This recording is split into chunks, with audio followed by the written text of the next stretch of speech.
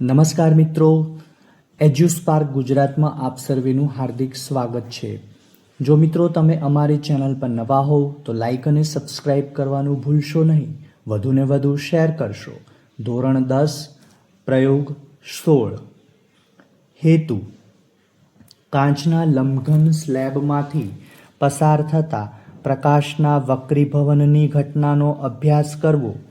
સાધનો: કાચનો લંબઘન slab, ટાંકણીઓ, drawing pin, સફેદ કાગળ, પેન્સિલ અને માપપટ્ટી. અહીં તમે આકૃતિ જોઈ શકો છો. અહીંયા આપણે દોરવાની છે. હવે પ્રયોગ પદ્ધતિ. ડ્રોઈંગ બોર્ડ પર ડ્રોઈંગ પિનોની મદદથી એક સફેદ કાગળ લગાડો. કાગળ પર વચ્ચે કાચનો લંબઘન સ્લેબ મૂકો. પેન્સિલથી લંબઘનની સપાટીઓ આંકી લો. તેને ABCD નામ આપો. બે ટાંકણીઓ E અને F ઉર્ધ્વ સમતલમાં ખોસો, જેથી તેમને જોડતી રેખા AB સાથે કોઈ ખૂણો બનાવે.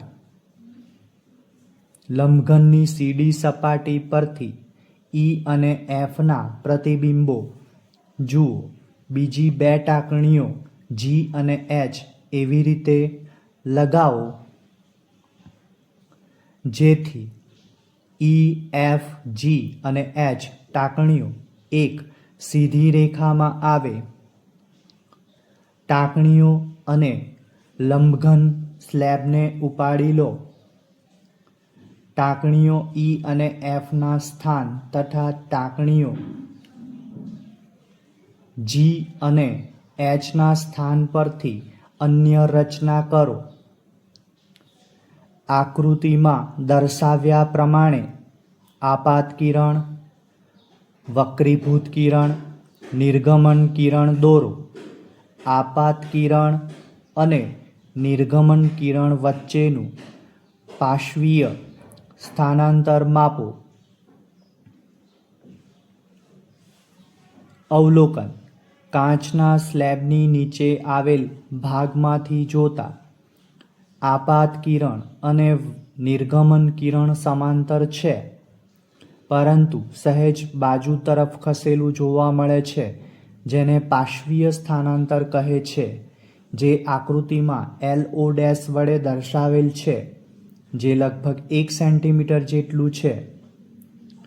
નિર્ણય: આમ કાચના લંબઘન સ્લેબ ચોસલા વડે પ્રકાશના કિરણનું પાર્શ્વીય સ્થાનાંતર થાય છે, જે લેટરલ શિફ્ટના નામથી પણ ઓળખાય છે. જ્ઞાન ચકાસણી અહીં જવાબો આપેલા છે.